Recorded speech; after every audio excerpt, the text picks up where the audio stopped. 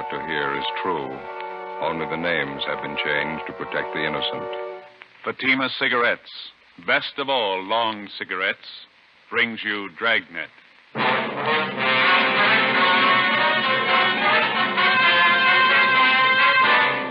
You're a detective sergeant. You're assigned a homicide detail. A man and his wife are found dead in a rooming house. A dead parrot lies on the floor beside them. The killer set fire to the room to cover his tracks. Your job, get him. You'll be amazed when you compare Fatima with other long cigarettes. You'll find they now cost the same. But in Fatima, the difference is quality. You see, Fatima is the quality king-size cigarette because it contains the finest Turkish and domestic tobaccos superbly blended. And Fatima is extra mild with a much different, much better flavor and aroma than any other long cigarette. Because of its quality, its extra mildness, its better flavor and aroma, Fatima has more than doubled its smokers coast to coast. So try comparing Fatima yourself. Fatimas now cost the same as other long cigarettes, but your first puff will tell you... Ah, that's different. Yes, in Fatima, the difference is quality. Ask your dealer for Fatima, the quality king-size cigarette. Best of all long cigarettes. Start enjoying Fatima tomorrow.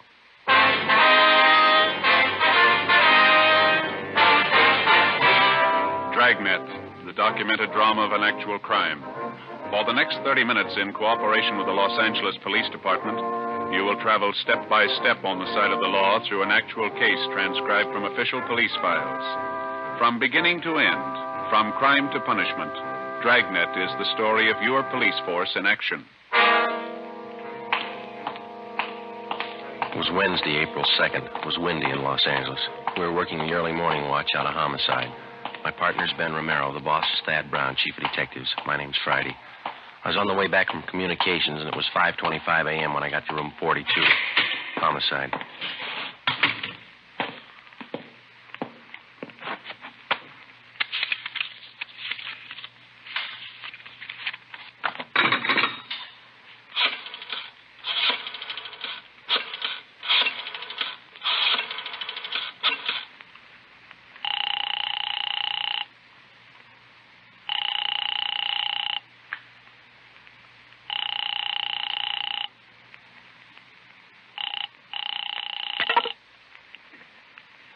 Hello? Is this Miss Jones? Yes, who is it? This is Joe Friday. I'm sorry to bother you, Miss Jones. Is Lee there? Oh, yes, Joe. Just a minute, I'll wake him. Lee, honey. Lee, it's Joe Friday. He wants to talk to you.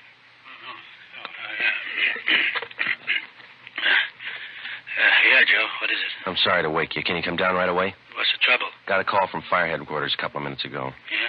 They had a fire in a rooming house over on 7th Street. They found 2 dead bodies in one of the rooms. Yeah? They suffocated? Well, the battalion chief doesn't think so. They found both bodies on the bed. There was evidence of arson in the room. What kind of proof they got? The victims. That's why we called you. What you got? Fire department thinks they were dead before the fire started.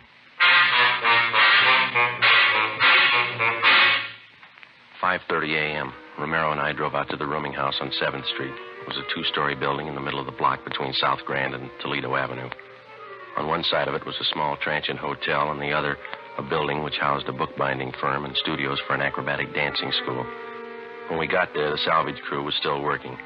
We were directed to the 2nd floor, where we met with a man in charge from the fire department, Battalion Chief Sullivan. It's right down the hall here. Watch your step there. Oh, yeah. You have the names of the victims, Chief? We think it's Guthrie, Mr. and Mrs. Charles Guthrie.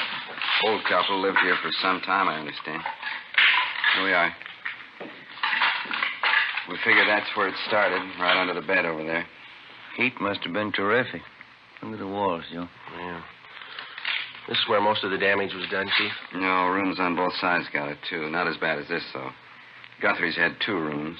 This and the one adjoining. Through the door there. Mm-hmm. When the fire starts, got any idea? About 4:45, I'd say. Landlady smelled the smoke about 10 to 5, put in the alarm. Fire was out 3 minutes after 5. Any other casualties besides the Guthries, I mean? No, just the 2. Okay. Over on the bed here.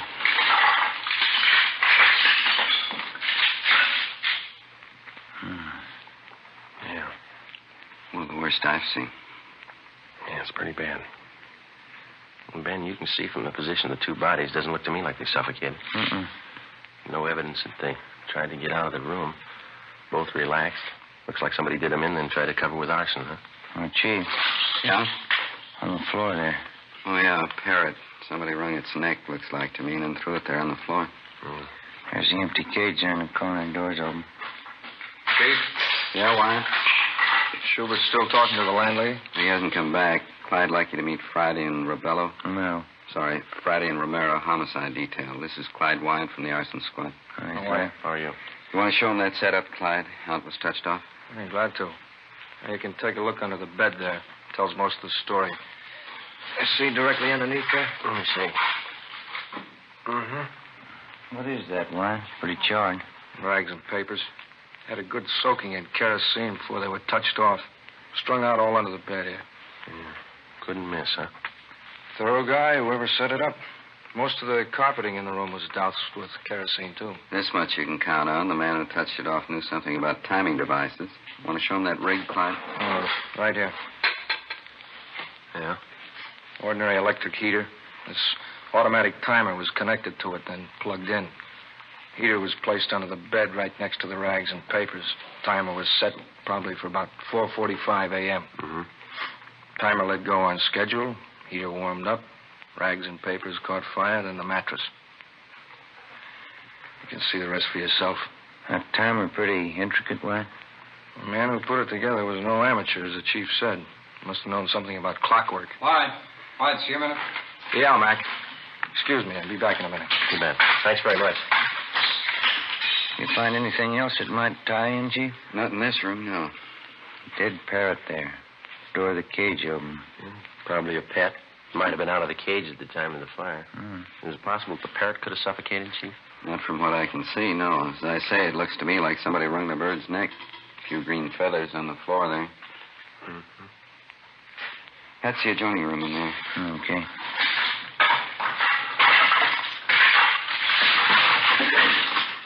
I figure the Guthries used it as a sitting room.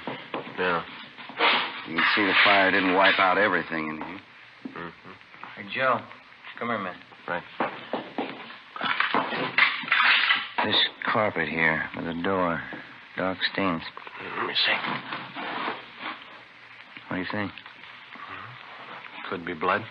Heavy stains. Sure enough of them. Yeah. Looks like more of them by that desk there. And some on the wall, too. Desk drawer's open here. Yeah, I see that. That's about it. You know as much as we do so far. Yeah. We know how the fire was touched off. We're satisfied it didn't kill those two people in there. The boys from our arson squad talking to the other roomers in the building? Right now, you can check with them. Okay. Well, thank you very much, Chief. I certainly appreciate it. Not at all. The usual breaks, isn't it? How's that? This is Fire Prevention Week. 5:53 a.m. Lieutenant Lee Jones and the crew from the crime lab arrived. Davis, the photographer, Dean Bergman from Leighton Prints. Pictures were taken of both rooms, which made up Mr. and Mrs. Guthrie's living quarters. Photographs of the bodies were taken. Bergman processed for fingerprints. While Lee Jones continued his investigation, Ben and I went down the hall to the landlady's apartment, where we met with Ray Schubert, one of the men from the arson squad. These men are from Homicide Division. Sergeant Friday, Sergeant Romero, Mrs.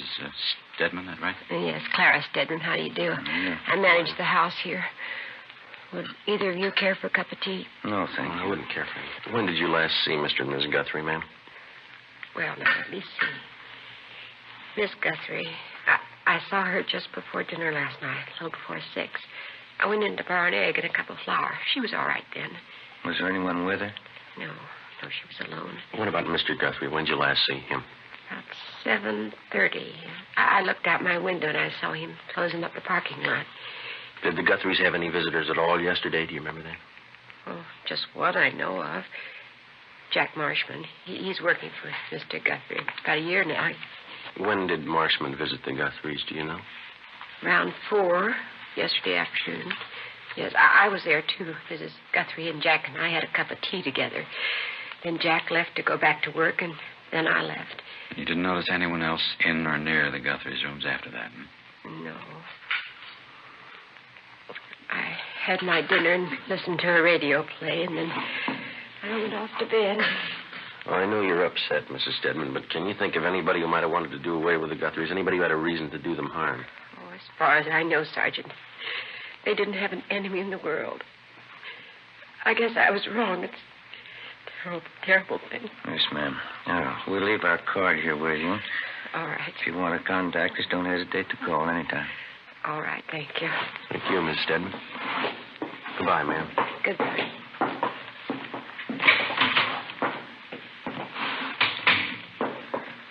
What time you got? 6:15. That's pretty early. They ought to be able to post the bodies for us this morning. Today, Friday? Oh, yes, Chief. Jones, your crime lab man's looking for you. Thank you. Ben, you called the coroner, didn't you? Yeah, he's on his way over.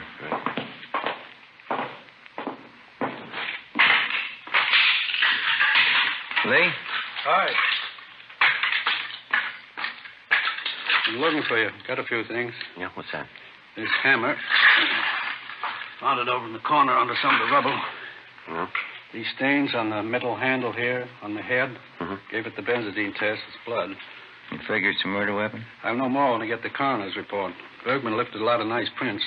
A lot of them all over everything. Yeah. On the handle of this hammer, on that timing contraption over there, the one that touched off the fire, even left some in the next room, on that metal box in the drawer of the desk. How do they look? Got good prints from each room. They match. Go in the next room. Something else. All right.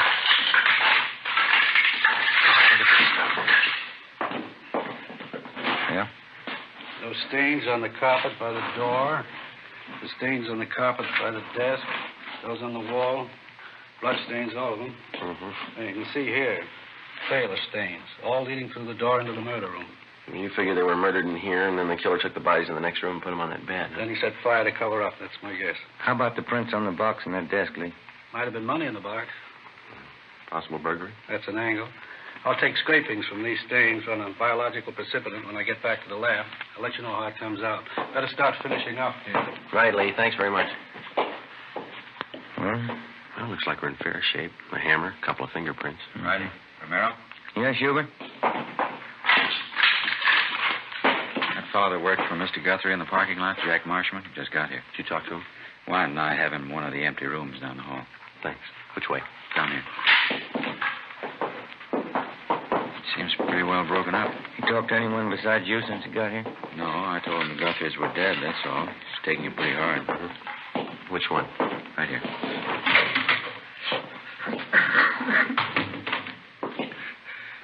As friends I had, Charlie and Marta. I knew I should have stayed with them. I knew I should have. These men are from homicide, Mr. Marshman. Huh? Sergeant Friday and Sergeant Romero. Hello, Mr. Marshman. How are you? I don't know what I can tell you. I can't understand. Poor Charlie and Marta. Oh, what can I do to help? We'd like to have you answer a few questions, if you don't mind, sir. Certainly. Anything to help out. Please, you got to find out whoever did it. You got to find out who killed them. We're going to try, Mr. Marshman.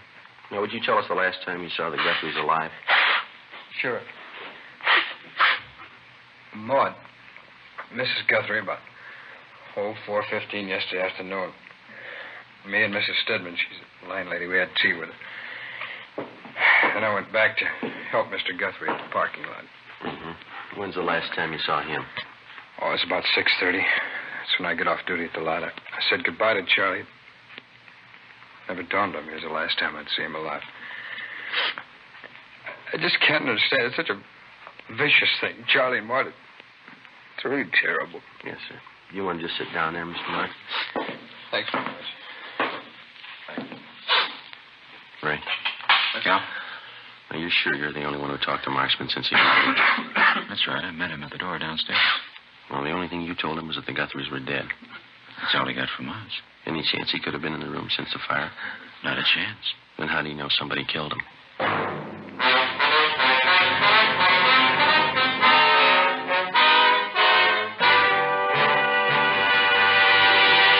You are listening to Dragnet, authentic stories of your police force in action. You'll be amazed. when you compare Fatima with other long cigarettes. Buy a pack. You'll find Fatimas now cost the same. Light a Fatima. Ah, that's different. What a difference. Yes, friends, in Fatima, the difference is quality. Quality of tobaccos, the finest Turkish and domestic varieties, extra mild and superbly blended, to give you a much different, much better flavor and aroma than any other long cigarette. Quality of manufacture. Smooth, plump cigarettes rolled in the finest paper money can buy. Quality, even to the appearance of the bright, clean yellow package, carefully wrapped and sealed to bring you Fatima's rich, fresh, extra mild flavor. Try comparing Fatima yourself. Fatimas now cost the same as other long cigarettes, but your first puff will tell you... Ah, that's different. Yes, in Fatima, the difference is quality. Ask your dealer for Fatima, the quality king-size cigarette. Best of all long cigarettes. Start enjoying Fatima tomorrow.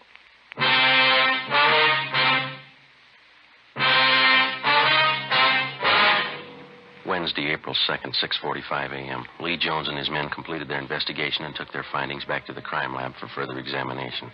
The deputy coroner arrived and removed the bodies of Mr. and Mrs. Guthrie to the county morgue. Together with Clyde Wyant and Ray Schubert of the arson squad, Ben and I continued questioning the Guthrie's friend and employee, Jack Marshman. His answers got more confused, and he kept contradicting himself. In some ways, he seemed childlike. In others, a good deal more complex. We strung along. In order to keep up the pretense that he was not a suspect, we asked him to come along with us while we checked his living quarters, a two-room basement apartment near Olympic and South Flower. We explained it as a routine check. Marshman was calm and self-assured. Well, here it is, officers. You can see for yourself. Yeah, Nice, comfortable place. I like it. I've been here for about 3 years. Well, this room's where I do my living. Pull-down bed. It's a little gas plate over there. It's handy. Compact. I see. What do you use this next room for here, Jack? Oh, it's my shop. I like to put it around. You care to see it? Yeah, okay.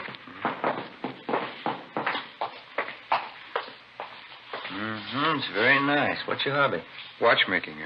Used to be a watchmaker. I haven't worked at it lately, though. Job's pretty hard to find. Yeah.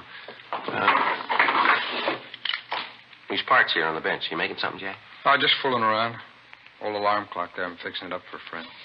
All these wires and things. They all go into the works, huh? More or less, yeah. Just something I was fooling around with. It keeps me busy, you know. I like a hobby. They say it's good for you. That's what they say, yeah. Where does this door go, Marshman? Oh, it's my closet. Just some clothes and stuff in there. Just junk. Don't mind if I look, do you? Well, it's only a closet. There's just clothes and junk. There's nothing to see. Say, Jack, do you usually keep this stuff around? Huh? Oh. It's kerosene, and it's pretty dangerous to store like this. There's no cap on it. Yeah, I'm glad you reminded me. I got to get a cap for that. I use it to wash up. My hands get dirty working around the bench. This shirt, these trousers. Are yours, Jack? I wish you wouldn't drag that stuff out. It gets my stuff all mixed up. Yeah, they're mine. That's what I figured. The stains here is quite a few of them. Some kind of paint I was using. I'm pretty sloppy with paint. That's not paint, is it, Jack? It looked like blood to me. Well, what difference does it make? The working clothes. Thanks for your reason was in the day. Oh, why don't you lay off? Huh? Who cares what kind of stain it is? You come in here snooping around, looking all around. I invited you in here. I didn't give you the place. This is my apartment, and this is my shop. Now, you can get out. You hear me? You both of you can get out. What's the matter, Jack? I said you can get out. All right. You want to tell us before we go? I'll tell you what. Why you killed the Guthries? What do you mean? Why did you kill Mr. and Miss Guthrie? No reason. I just did.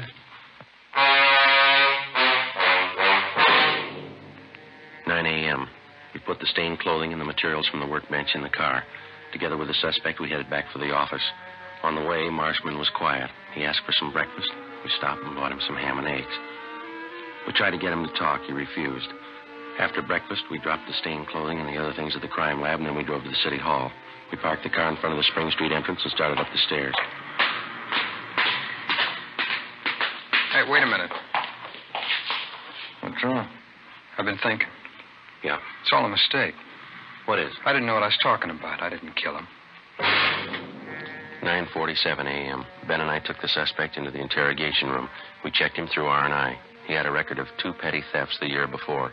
We went back to the interrogation room and got on the phone. We call latent fingerprints. We made them, Joe. The prints on the hammer, the timing device, and the metal box on the desk. They all belong to Marshman. 10:03 a.m. I call the county morgue. Bodies identified as Mr. and Mrs. Charles Guthrie. Cause of death, Mrs. Guthrie. Multiple depressed fractures of the skull, subarachnoid hemorrhage, blunt instrument. Cause of death, Mr. Guthrie, about the same. Compressions of the brain in the occipital area around the brainstem. 10:25 a.m. I put in a call to Lee Jones at the crime lab.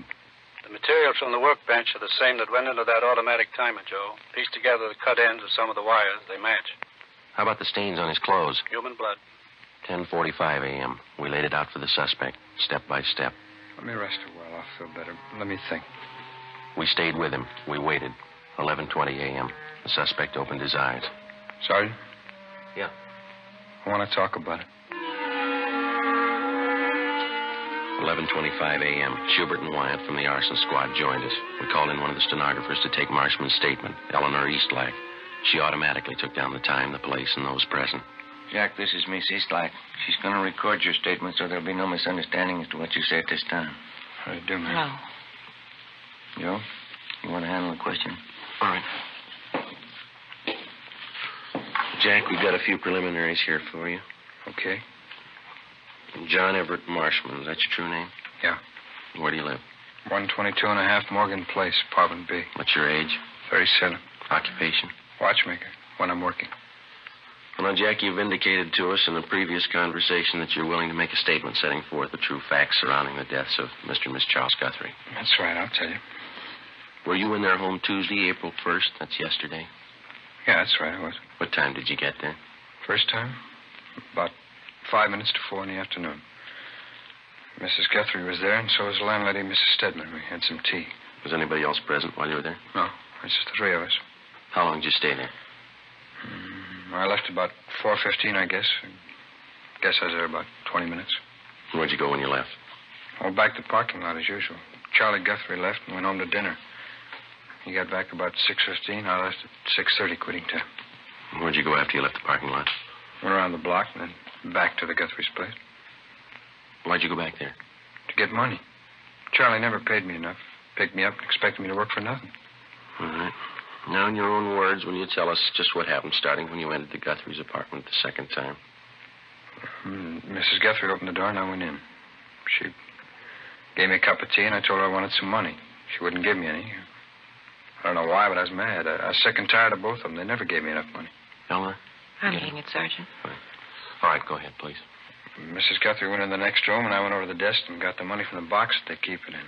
I don't know how much. I grabbed all of it and that Parrot started squawking.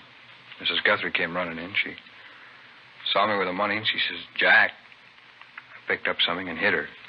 It was the hammer. And I kept hitting her. Can you remember how many times you hit her, Marshman? Oh, I don't know. She fell down. Parrot was still squawking and jumping around the cage, and I went over and opened the door of the cage and pulled the parrot out. It stopped moving finally. I went in the bedroom and threw it on the floor, and then I dragged Mrs. Guthrie in the bedroom and put her on the bed, and I left. Where'd you go? No, I don't know. I walked around. Tried to think of something. It's cold. I got a bottle of wine. I drank it, and then I got to thinking about what Charlie'd do when he got home. I knew he'd be sure I did it. He always blamed me for everything. So I finally went back to the Guthrie's place and found the hammer that I used on her. What'd you intend doing with the hammer? Killed Charlie. If she had it coming, so did he. You can't blame me if they forced me into it. Anybody would have done the same. What'd you do after you found the hammer again? I picked it up and waited for Charlie to come home. I remember that. Wine made me feel pretty good. I stood there in the dark holding the hammer, watched out the window for Charlie. It was cold out, I remember that. There was a radio on down the hall, and I held on to the hammer and waited for Charlie. The neon light across the street that came through the windows. The old lady was on the bed in there.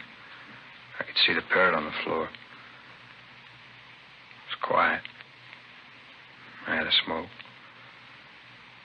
Traffic kept going by outside. I could hear that. I held on to the hammer. It's windy out. I kept thinking Mrs. Guthrie was looking at me from the bed, but she wasn't. Charlie came home at the usual time, a little after 7:30, and I stood by the door. He came in and closed the door after him. When he reached for the lights, I hit him. He fell down. I hit him some more. You couldn't blame me. Anybody would have done the same. Anybody would have, the way he kicked me around. How many times did you hit him, Marshman? I don't know. Was it twice? 3 times? I don't know. I hit him till he quit moving. That's all. I took him, dragged him into the bedroom, put him on the bed with his wife. I put him over. Wiped the stains off of me and left. It's the only thing I could do. Where'd you go then? My place. I knew that timer had to do the trick. I put it in a shopping bag with some stuff, and I went back to the Guthries. They were still there on the bed. Parrot was on the floor. Would you repeat that last part, Mr. Marshman? Oh, I said they were still on the bed, the Guthries, and the Parrot was on the floor next to the bed. Put the kerosene on the carpet and the rags and paper under the bed and rigged up the electric heater and the automatic timer to set it off. A little slower? Yeah, we'll just speak up, Jack, and then slow it down just a little bit. Oh, sorry. How did you rig the timer to set off the heater, Marshman? Can you tell us? Oh, it'd take all morning to tell you. You got the timer. I'll take it apart and explain it to you if you want. All right. What was your purpose in setting fire to the room? You knew both Mr. and Mrs. Guthrie were dead, didn't you? Well, sure. Sure they were. They forced me into it. I set the fire to make it look like an accident, like they'd burned to death. What would you do after you set the timer? Oh, left, went down the street, bought a couple of bottles of wine, talked to the guy a minute. I walked around a while. It was too cold, so I went home. When'd you get home? 2:30 maybe. I don't remember too well. Did you go right to bed? Yeah. Did you go to sleep? No. I laid there and read a movie magazine, drank the wine. Finally, I finished up the 2 bottles and dozed off. What time did you get up? A little before 6 this morning. Went down to the Guthries to nose around. That's how I met you guys. Well, you know all the rest because I've been with you ever since. All right, Jack. Anything else you'd like to add? No, I told you everything. All right. And this statement was given free and voluntarily, and there's been no promise of immunity or reward extended to you? Yeah, that's right. Was any force, violence, or duress used to induce you to make this statement? No. Okay. These questions and answers have been recorded by the secretary here. After they've been transcribed, will you be willing to sign it as a true statement? Well, sure, I'll sign it. All right, Eleanor. Can you get that out as soon as possible? All right, Sergeant. Thank you. You're welcome. Well, that's it, huh? All of it? That's it. Oh, that's good. That's good. I'm tired. It's been a long night, a long one. Get used to it. Huh? They're going to get longer. The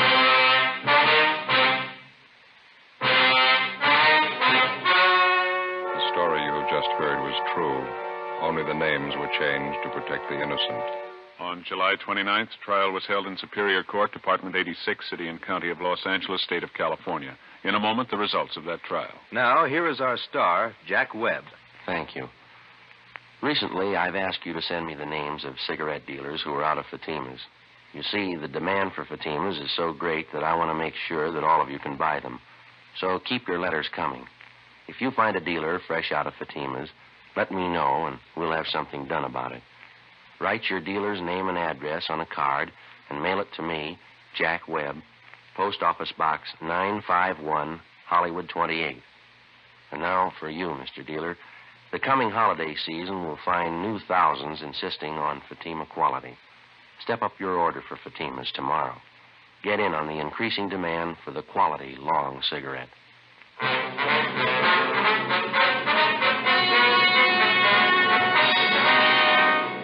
John Everett Marshman was tried and convicted of murder in the first degree, 2 counts, and arson, 1 count. He is now serving a life term in the state penitentiary without possibility of parole. You have just heard Dragnet, a series of authentic cases from official files. Technical advice comes from the Office of Chief of Police W.H. Parker, Los Angeles Police Department. Fatima Cigarettes, the best of all long cigarettes, has brought you Dragnet, portions transcribed from Los Angeles. Coming up, We the People, then Screen Directors Playhouse on NBC.